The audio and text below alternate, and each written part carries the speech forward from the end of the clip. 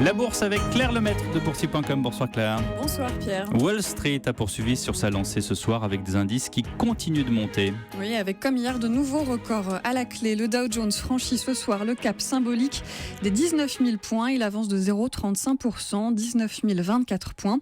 Record aussi pour le Nasdaq, plus 0,33%, 5 386 points. La bourse de New York est en grande forme depuis la victoire de Donald Trump le 8 novembre. Les investisseurs misent notamment sur des mesures de relance et des baisses d'impôts promises par le futur président. Du côté des valeurs, ce soir, Pepsi monte de 0,7% après le rachat du spécialiste des boissons probiotiques Kevita. Medtronic chute de plus de 8%.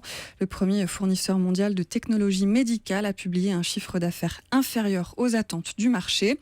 Les valeurs pétrolières augmentent toujours malgré le repli du baril. Chevron s'adjuge 0,5%, ExxonMobil plus 0,3%. Après un bond de 4%, hier, le cours du WTI a rechuté de 1,4%, 47,56 $. Et puis sur le marché d'échange, le billet vert se stabilise au-dessus de 1,06 $ ce soir. Le marché parisien a poursuivi sa progression aujourd'hui, dopé par l'atmosphère positive de New York. Oui, le CAC 40 gagne encore 0,41%, 4 548 points. Les valeurs bancaires tirent profit de cette tendance avec notamment BNP Paribas et Société Générale en hausse de plus de 2%. ArcelorMittal s'envole de 5,7%. Le titre du numéro 1 mondial de l'acier reste soutenu par des anticipations plus favorables de brokers. Belle séance aussi pour Bouygues, plus 2,1% grâce à 2 recommandations favorables d'analystes. Et puis les investisseurs saluent les comptes publiés par Trigano.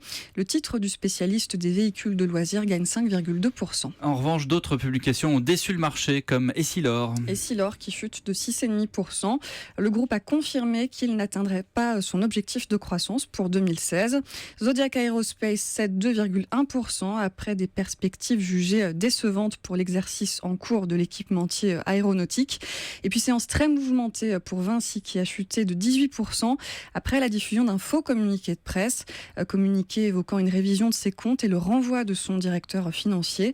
Le titre est nettement remonté après le démenti du groupe, mais Vinci perd quand même 3,8% ce soir. La progression se poursuit sur les autres marchés européens. À Francfort, le DAX gagne encore 0,3%. Londres monte de 0,6%, Bruxelles plus 0,8%, Madrid et Milan plus 0,4%, Amsterdam plus 0,7%, Zurich en revanche perd 1,4%. Et puis je vous redonne le CAC 40, il gagne ce soir 0,41%, 4 548 points. Merci Claire Lemaître de Boursier.com.